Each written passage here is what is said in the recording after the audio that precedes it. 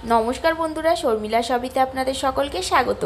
आज आमी आपनादेर साथे शेयर करब ओल चिंगड़िर डालना এই रेसिपिटी अत्यंत सुस्वादु खेते आपनारा अवश्यई एकबार बाड़ीते एटा ट्राई करबेन। चलुन ताहले भिडियोटी शुरू करा जाक। एखाने आमी 400 ग्रामेर मतो ओल निये नियेछि। देखुन ओलटाते प्रचंड नोंगरा लेगे आछे, ताई ओलटा धुए आमी भालो करे परिष्कार करे निये पिस पिस करे बाकी रान्नाय फिरे आसछि। देखुन खूब भालो करे धुए परिष्कार करे नियेछि ओलटा और এইভাবে পিস পিস করে কেটে নিয়েছি। তার সাথে দিয়ে দিয়েছি আমি একটা আলু। কড়াই এখানে বসিয়ে নিয়েছি। কড়াই দিয়ে দেব পরিমাণ মতো জল, সামান্য একটু নুন আর সামান্য একটু হলুদ গুঁড়ো আমি দিয়ে দিলাম জলের মধ্যে। ওল খেলে অনেক সময় গলা চুলকানোর সম্ভাবনা থাকে, তাই আমি এই জলের মধ্যে একটু পাতিলেবুর রস দিয়ে তারপর দিয়ে দিলাম ওল আর আলুর টুকরোগুলো। এবার একবার ভালো করে আমি নাড়াচাড়া করে নিলাম। চিংড়ি মাছটা ধুয়ে ভালো করে পরিষ্কার করে নিয়েছি। এবার এখানে দিয়ে দিলাম পরিমাণ মতো নুন আর অল্প একটু হলুদ গুঁড়ো। খুব ভালো করে মাছগুলোকে আমি নুন হলুদটা মাখিয়ে নেব। ওল আমি বেশি সেদ্ধ করব না, তাই ওলগুলোকে আমি আগে তুলে নেব।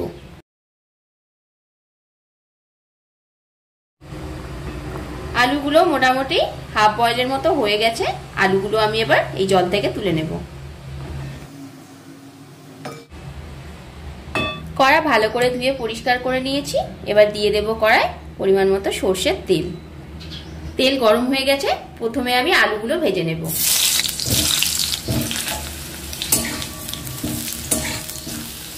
আলুগুলো লাল করে ভাজা হয়ে গেছে। আলুগুলো এবার আমি তুলে নেব। এই তেলের মধ্যে আমি এবার দিয়ে দেব আগে থেকে নুন হলুদ মাখানো চিংড়ি মাছ। চিংড়ি মাছ বেশিক্ষণ ধরে আমি ভাজবো না, বেশ 2-1 মিনিট ধরে একটু নাড়াচাড়া করে এটাকে আমি তুলে নেব। চিংড়ি মাছগুলো এবার আমি তুলে নেব এই তেল থেকে।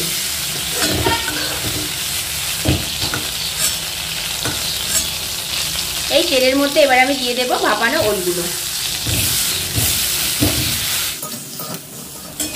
ওলগুলো ভালো করে আমি ভেজে নিয়েছি। ওলগুলো আমি এবার তুলে নেব।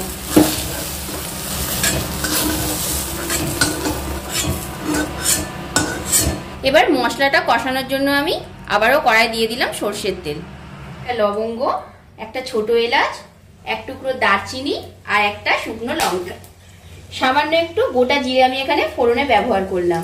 এবার আমি দিয়ে দেবো এখানে মিহি করে কুচিয়ে রাখা পেঁয়াজ।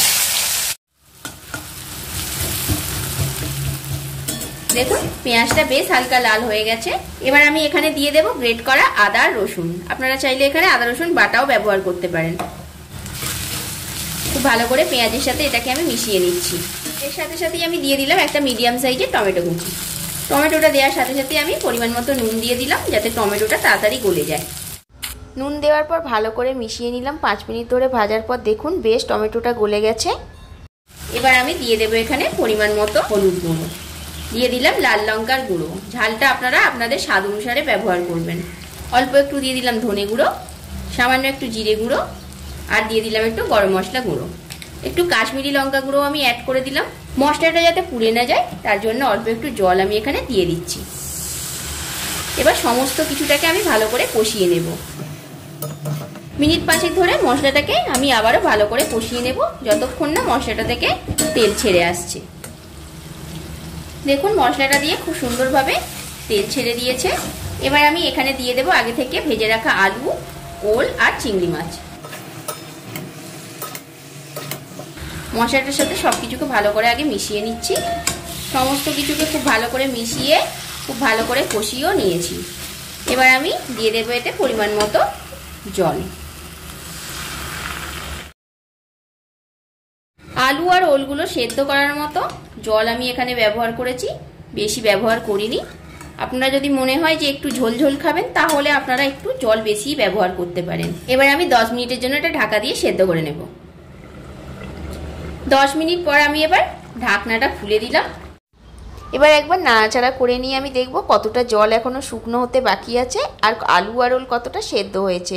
দেখুন ওল আর আলু খুব ভালোভাবে সেদ্ধ হয়ে গেছে। এবার দিয়ে দেবো ওপর থেকে ধনেপাতা কুচি। ধনেপাতা কুচি দেওয়ার পর ভালো করে সবটা মিশিয়ে নিয়ে আজকের ওল চিংড়ির রেসিপি পুরোপুরি রেডি হয়ে গেছে। এবার এটাকে নামিয়ে আমি সার্ভ করে দেব। আজকের ভিডিও যদি বন্ধুরা আপনাদের ভালো লেগে থাকে তাহলে অবশ্যই একটা লাইক, কমেন্ট এন্ড শেয়ার করবেন। আর যারা আমার চ্যানেলটিকে এখনও সাবস্ক্রাইব করেননি প্লিজ চ্যানেলটিকে সাবস্ক্রাইব করে দিয়ে পাশে থাকবেন।